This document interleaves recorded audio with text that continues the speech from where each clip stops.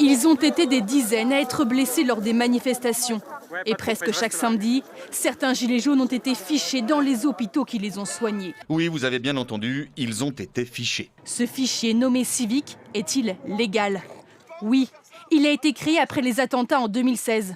C'est un outil permettant le dénombrement, l'aide à l'identification et le suivi des victimes d'une situation sanitaire exceptionnelle. Légal peut-être, mais intolérable pour le corps médical. Ce fichier, je m'aperçois qu'il est ouvert et qu'on nous demande globalement de faire la délation et d'aller mettre les noms et les prénoms des victimes gilets jaunes.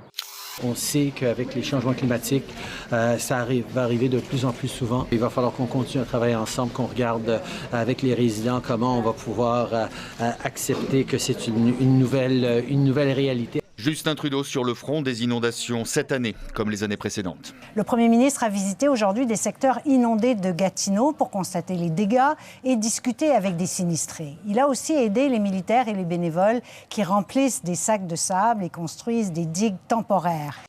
Voici maintenant une affaire emblématique du recours grandissant à la justice dans le sport. C'est un cas encore exceptionnel. Et c'est l'histoire d'un footballeur amateur. Il fait un tacle à 10 cm du sol et brise la cheville de son adversaire.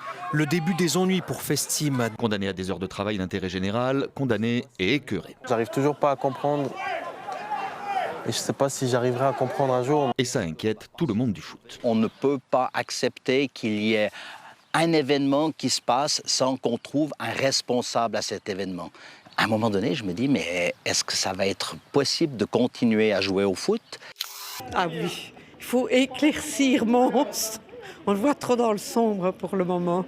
Voilà, partout on dit, pouf, mais non, Mons c'est très bien. Et pour dire stop à la grisaille, l'idée est toute simple, passant à vos pinceaux. Éclaircir Mons, voilà l'objectif de ces dizaines de bénévoles. Ils repeignent un à un les pavés de cette rue piétonne. Madame que je ne connaissais pas, me met un pot dans les mains, on a dialogué un peu, c'était sympathique. Tout le monde peut choisir sa couleur et son pinceau, mais faites quand même attention, prenez soin de votre dos.